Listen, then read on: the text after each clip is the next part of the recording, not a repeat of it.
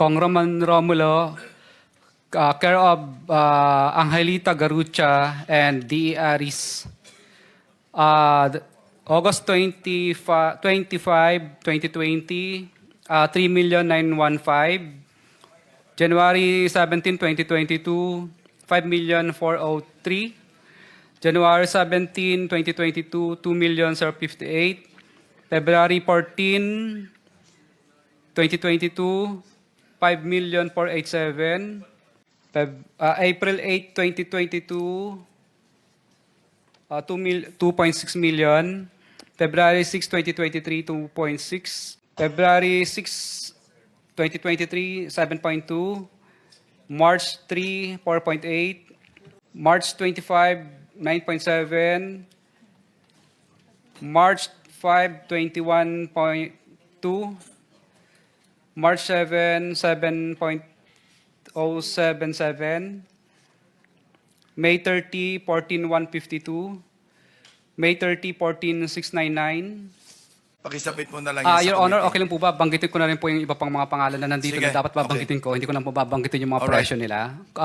Yung susunod po si Kong Marvin Rillo, Kong Dean Asistio, Kong Patrick Vargas, Kong Marivic Pilar, Kong Jojo Ang.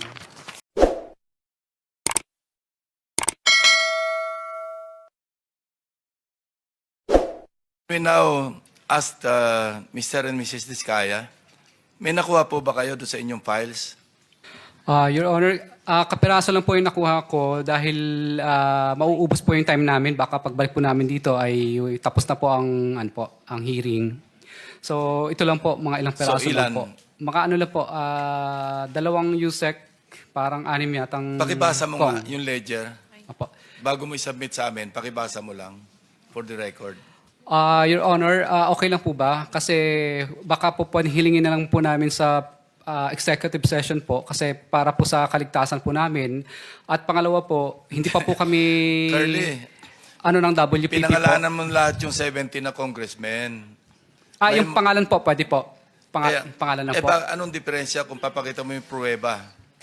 Hindi ba parang maniniwala kami dahil meron kang pruweba dyan? Kasi kung sinabi mo lang mga pangalan, wala ka namang backup document, hindi kami maniniwala basta-basta. So bakit kailangan ng executive session? Binanggit mo na nga yung mga pangalan. Ano pang kinatatakot? Mas nakakatakot yung nagbanggit ka ng pangalan, wala ka namang pruweba. Kesa doon sa nagbanggit ka ng pangalan na may pruweba, kasi sila matatakot sa'yo. Your Honor, kadalasan po kasi kapag nagbabanggit po kami dito, minsan po nagagamit po ng iba't ibang ahensya para kasuhan po kami. Yeah, Hindi pa po but- kami... Nevertheless, you will submit that to the committee, di ba? Kasi may subpoena Yes po, duces yes tecum po, kami. Your Honor. Yes po, Your Honor. O kindly submit it to us. Mr. Chair? Yes, Senator Risa. Salamat, Mr. Chair. Kung pwedeng itanong kina Mr. at Ms. Diskaya kung yung dalawang dokumentong isusumite nyo na sa komite also covers projects na pinasukan ninyo with government mula 2016 hanggang 2022. Your Honor, pinasa na po sa inyo po yun nung misis ko po, yung hiningi po ninyo na subpoena po para do sa po niya, company niya. Naipasa na po yun. Pero meron din po kaming extra ngayon dito. Di po. So categorically... Ay, hindi pala dala. Kasi ang sa pagkaalam ko po, hindi nyo pa sinasubmit yung ledger or list nyo ng mga proyekto mula 2016 to 2022. Paki-confirm lang, Ms. Diskaya. Naipasa na, di ba? Ako ba? Or si Curly? Ako. Oo. It was attention to me, the letter. So I passed it. Kailan yan? October 21, it was received by the Senate. Lahat ng documents except for the ledger kasi I don't have any personal knowledge on the ledger na hawak ko. So including po projects from 2016 to 2022 until 2025. Up to present. Okay po. So including 2016 to Yes, for Alpha and 2022 Omega. projects. As Alpha and Omega as requested by Just the for Senate. Alpha and Omega. Hindi po, okay, good po kung nasubmit nyo na yung Alpha and Omega from Yes po. 2016 to 2022. Pero Yes. ang hiningi ko po nung hearing na iyon ay mga proyekto ng lahat ng mga kumpanya nyo I from was just 2016 complying to whatever 2022. was on the list that was requested from Alpha and Omega. Then, Mr. Chair, I welcome na nakapag-submit na po sila for 2016 to 2022 partial. So, standing pa rin po yung request ko that they submit the other projects ng iba pa nilang mga kumpanya besides Alpha and Omega still for 2016 to 2022, Mr. Chair. So, kindly submit the ledger, and can you now name the personalities na related sa ledger na dala ninyo, ledger or voucher?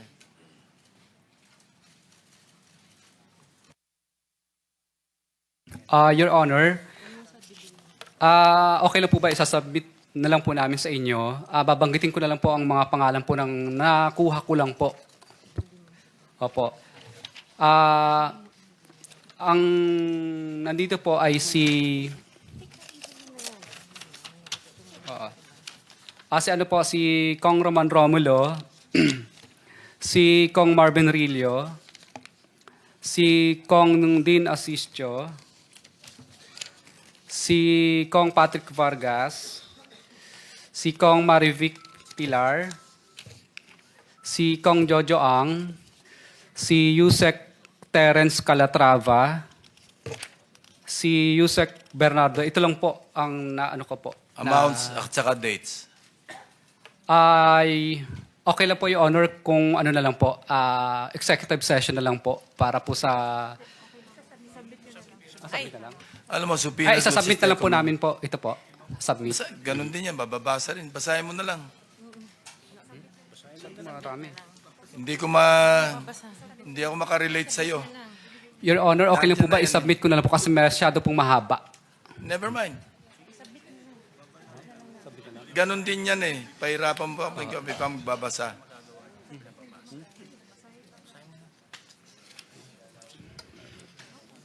Ano ito, yung amount? Pati amount? Okay. Your Honor, umpisan ko na lang po kay Yusek Terence Calatrava. Ito pa yung mga date niya.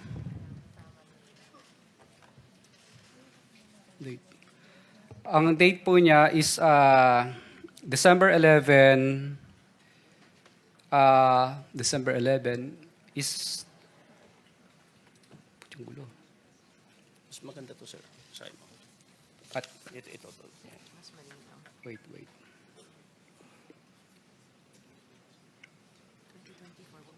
They don't.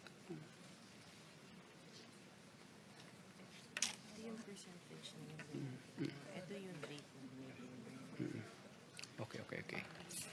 Your Honor, December 11, 2024 po, 30% po, kay Teres Calatrava po ito. Tapos, nung December 11 po, is another 30% ulit. Of ano po to, parang 100 million at saka 50 million. 30% of 100 million. Yes po, Your Honor. And then, March 25 is another 15 and 30%. May project yan naka-indicate kung anong project. Yes, Your Honor. Sige, anyway. Sige, proceed. March 31 is March 31, anin ko lang po. March 31 is 15 million. November 20 is 15 million. December 5 is 18 million. December 6 is 1.5. December 7 is 10 million. December 14 is 9 million. January 22 is 53 million. January 18 is 53 million. April 18 is 101 million. May 3 is 5 million. May 3 is 5 million.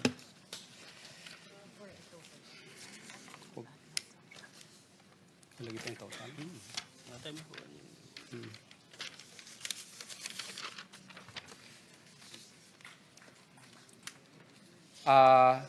Kay Yusek Bernardo naman po, through his kay DE, sino ba yun?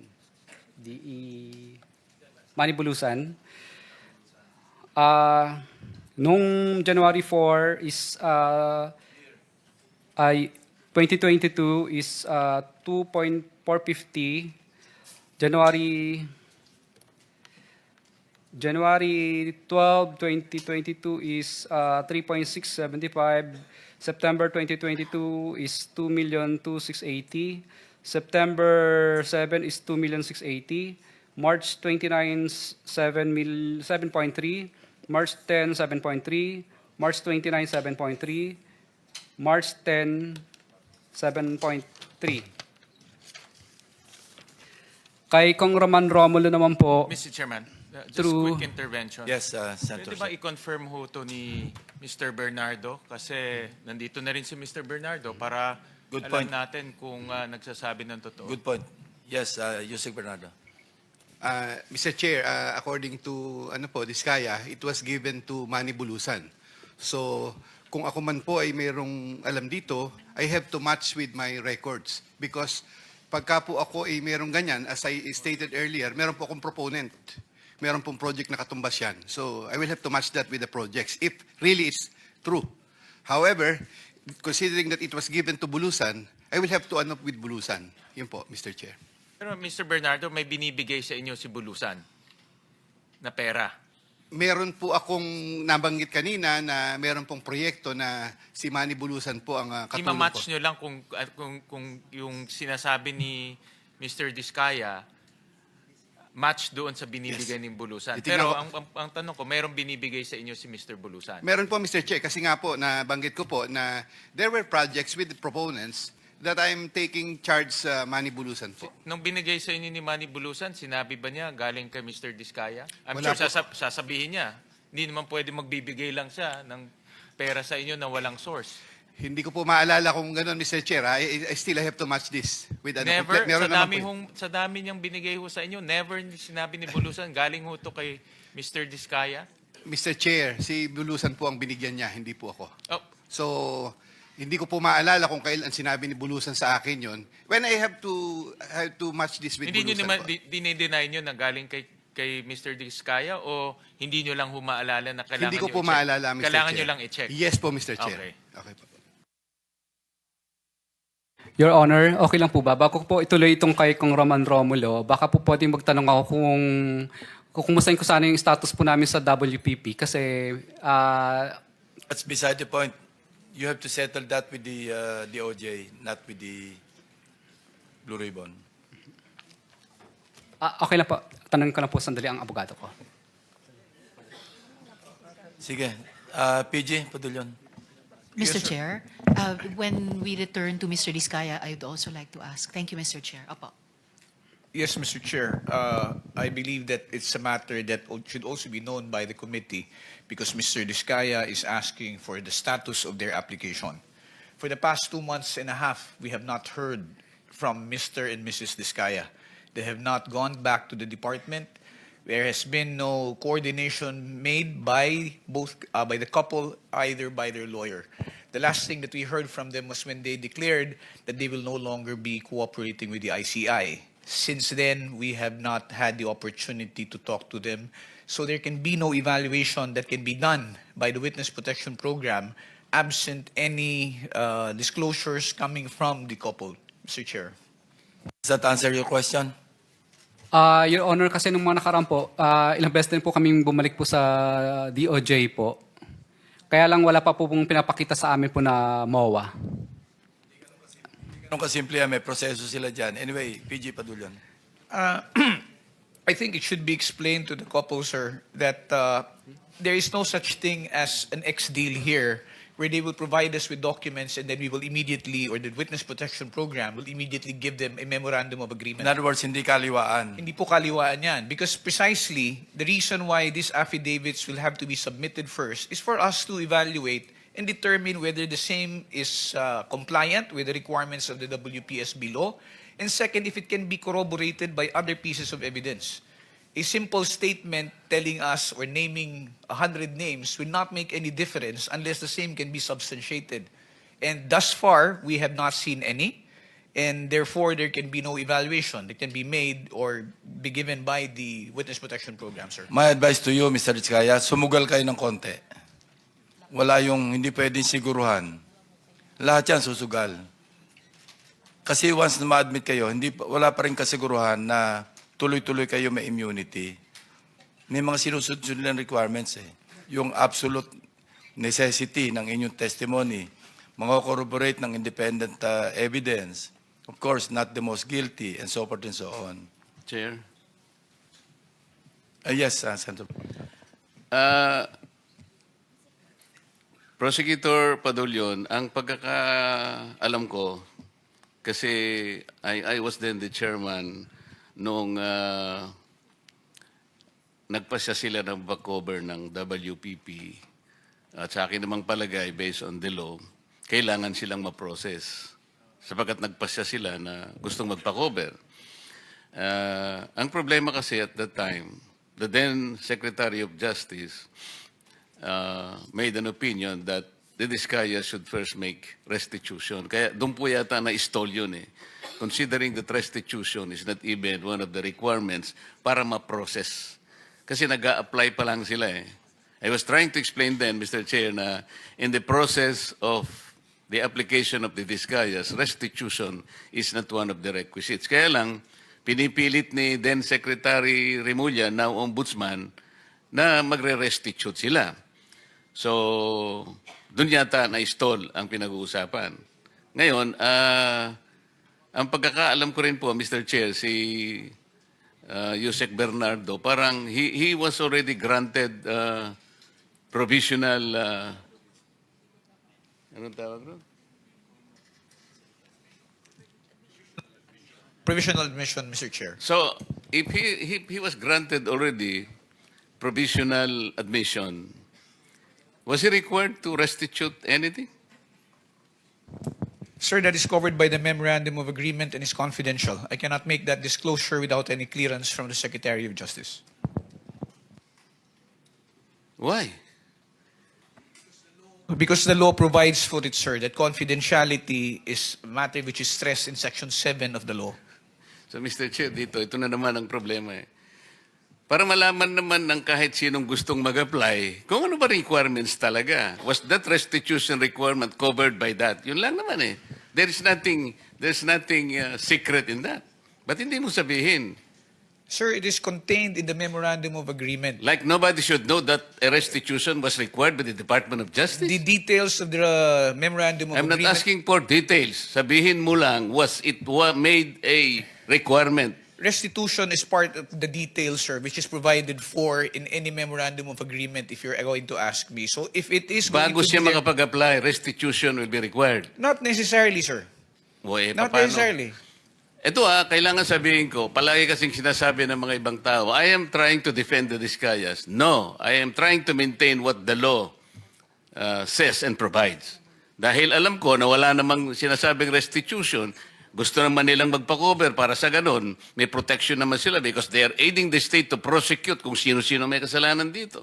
Bakit hindi natin i-apply ang batas? Ngayon, sinasabi mo na naman, tinatanong ko lang, if restitution applied to Yusek Bernardo, he was granted already provisional admission. Ba't hindi mo maibigay man lang yun? There is nothing secret in that.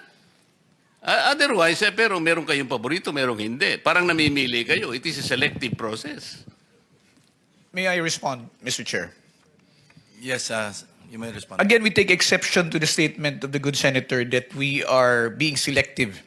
The process of application... Yun ang ginagawa No, the process mo of You're application, making a sir... selective application of the law. Sinasabi natin, walang requirement ng restitution. Will you agree? I agree, sir. It is Oh. not explicitly stated in the law.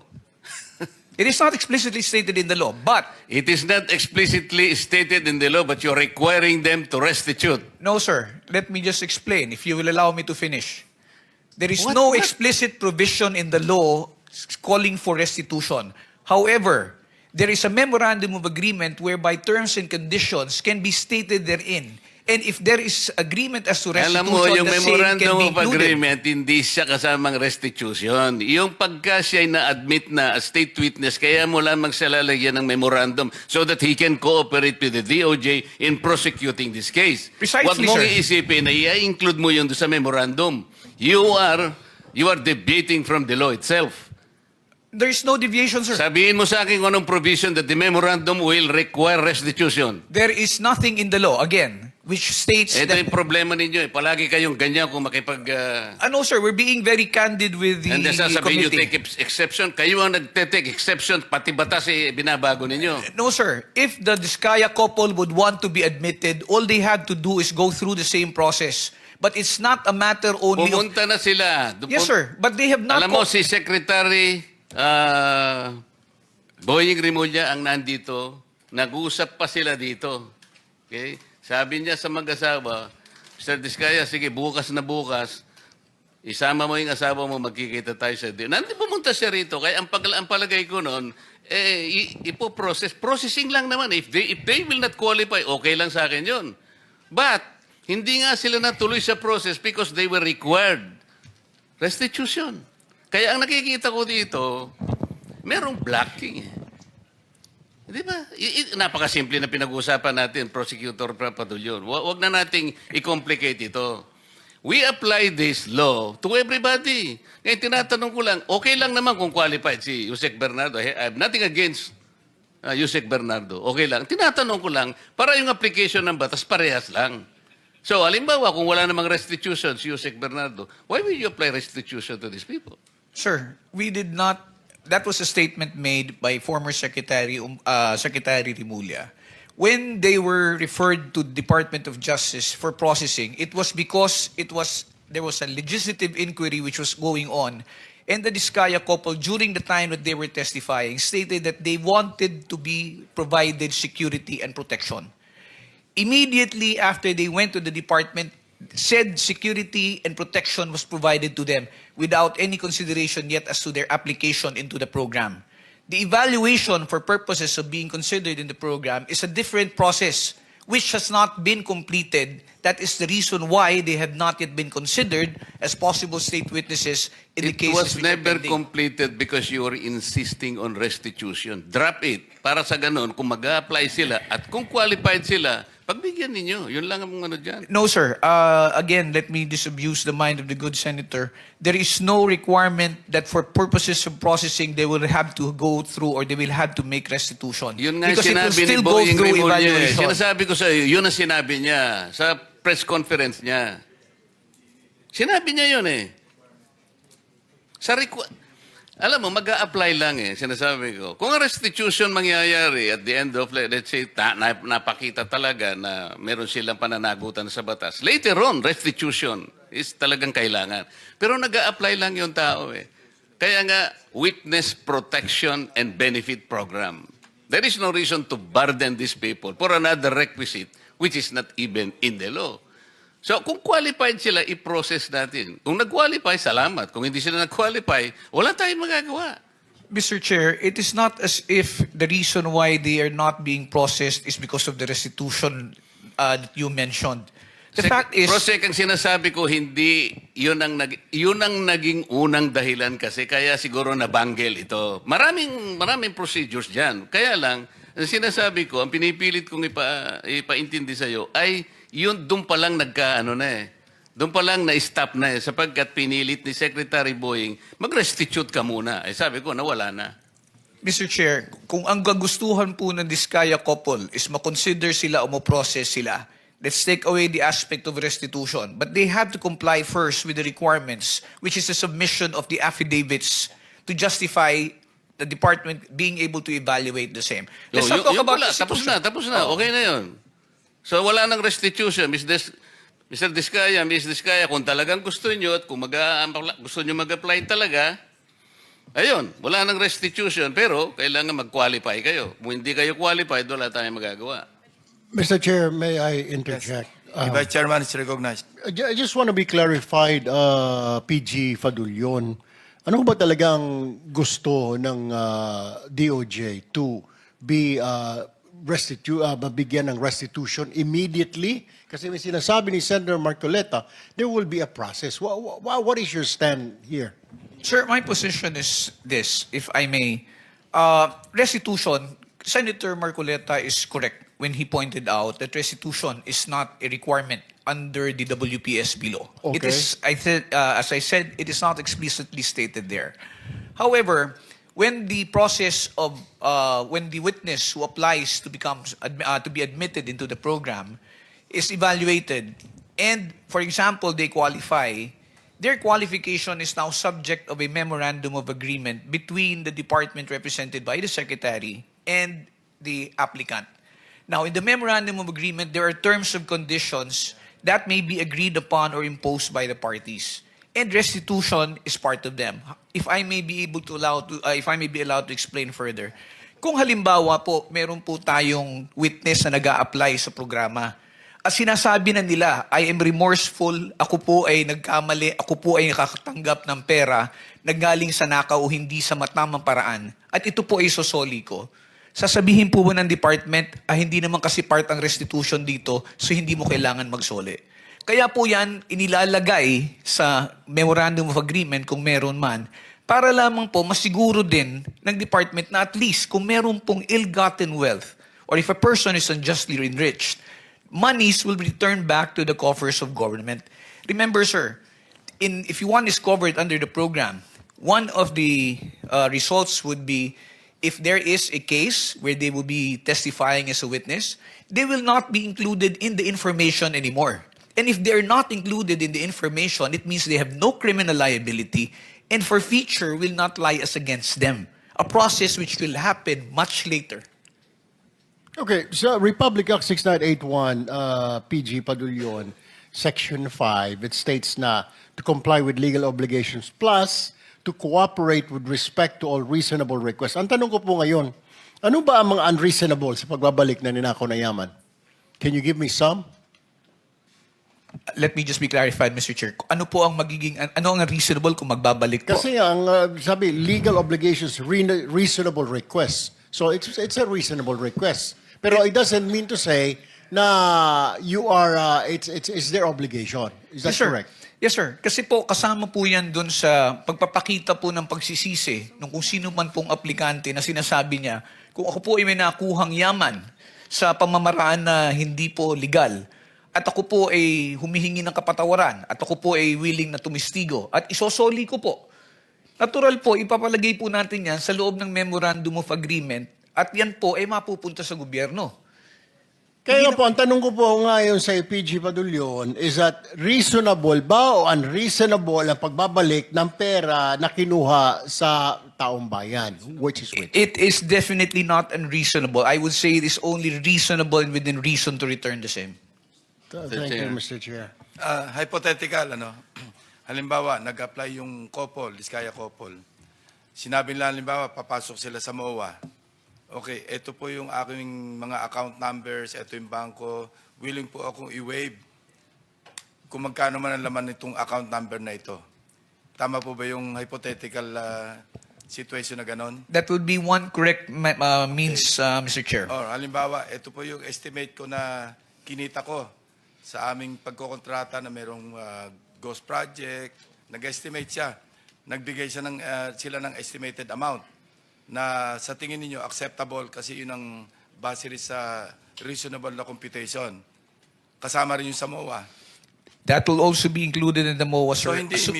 hindi immediate na Hindi po pagpasok nila, babayad na kagad sila. Parang extortion yun. Yes, sir. Hindi po immediate. Kasi mangyayari niyan is parang you paid your way to be able to be admitted. Parang you buy your way Yes, sir. in to the Yes, sir. program. Ito po, it's a So necessary... merong miscommunication. Yes, sir. Wala nga sa batas ang restitution, pero it could come later. Yes, sir. Parang as a pledge, as a commitment. Yes, sir. That is correct, Okay. Mr. Chair. Thank you. Mr. Chair, ikaw na nga nagsabi, Prosec, it is not in the law. Okay. Gagawa ka ng paraan para i-circumvent mo yon, papasukan mo dun sa memorandum. Reasonably ba yung maglalagay ka ng isang bagay that was not even provided as a requirement? Alam mo, as a lawyer, sinasabi natin palagi, the spring cannot rise higher than its source. this, ano yung source? The law itself, di ba? Bakit ka ngayong gagawa to circumvent it para lang ipakita mo? Alam mo, you'll be abusing. That is grave abuse of discretion. Ni hindi mo nga alam, magkano isosoli nila, for example. Alam mo ba kung paano isosoli? Doon lang sa solian, doon lang magkakaroon na ng corruption dito. What was not given to you by the law, you cannot have it. Dito tayo nagkakaproblema, Mr. Che. Kaya, ang pinag-uusapan lang, these people, gusto nilang tulungan ang Estado. We're not, hindi man hidden wealth, pinag-uusapan Mrs. dito. Diskaya wants to say something. Can we allow her? Pwede natin, magsalita ka muna. Yes po. I-confirm ko lang po kasi with what attorney Fadulyan said na meron kaming we were given temporary security. Definitely we weren't kasi I had to get our own security for me and my kids after the session here where we mentioned the 17 congressmen. So hindi po kami nabigyan ng DOJ ng any security whatsoever. And then yung sinasabi na hindi kami nakikipag-cooperate. Actually, the affidavits that they were requesting were prepared and we were ready to give it to DOJ. Pero kasi we were required to restitute first. So hindi namin You were required to restitute. How much?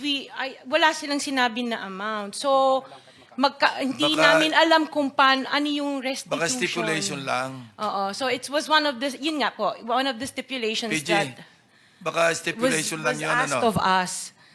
Mr. Chair, I am not privy because I am not part of the ones who have been talking Yes. to and communicating Yes po, with the opo. Diskaya couple. So I will have to validate that information, Mr. Chair, as to whether or not So- restitution was made a condition.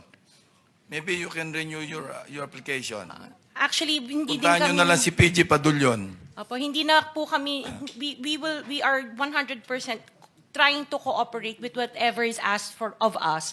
So when Mr. Diskaya was let out for a half day to do the ledger, nagpasa po kami ng ledger ni Yusek Bernardo nung day din na yon. Pero hindi din pinansin.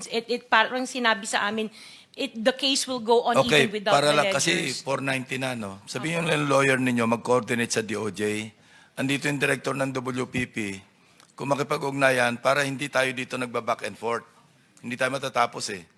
Kasi I think there's a lot of miscommunication eh.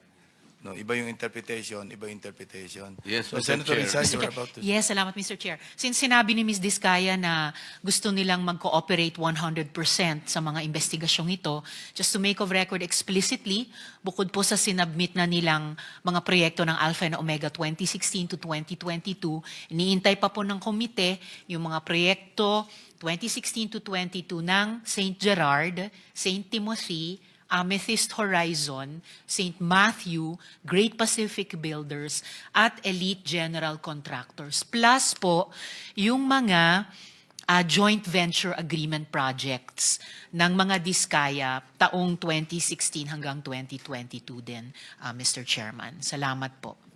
Thank you.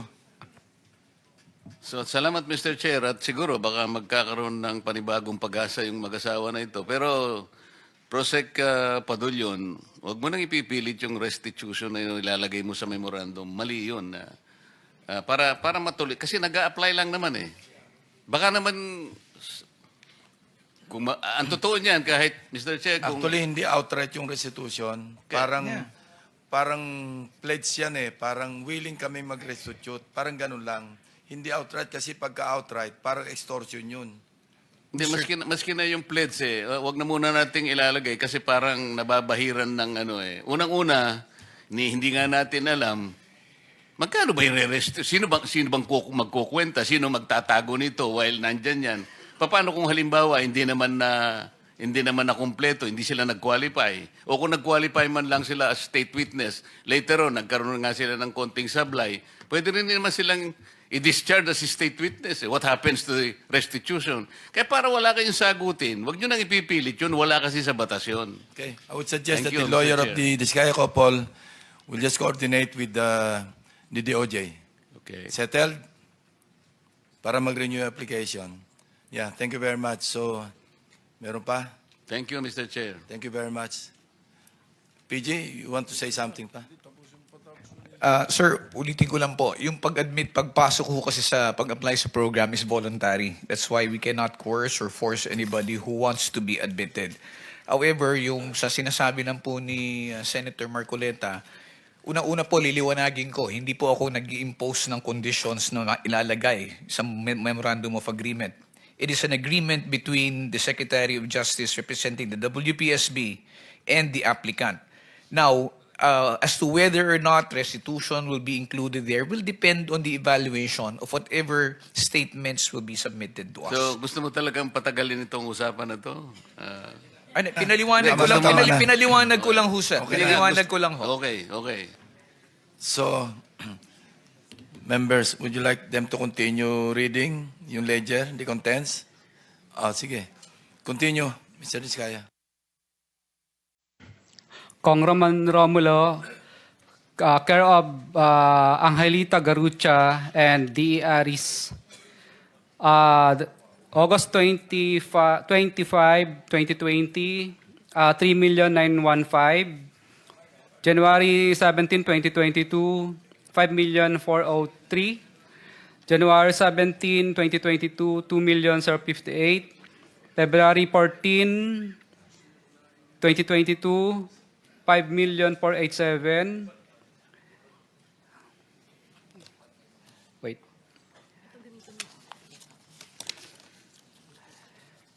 April 8, 2022, 2.6 million. February 6, 2023, 2.6. February 6, 2023, 7.2. March 3, 4.8. March 25, 9.7. March 5, 21.2.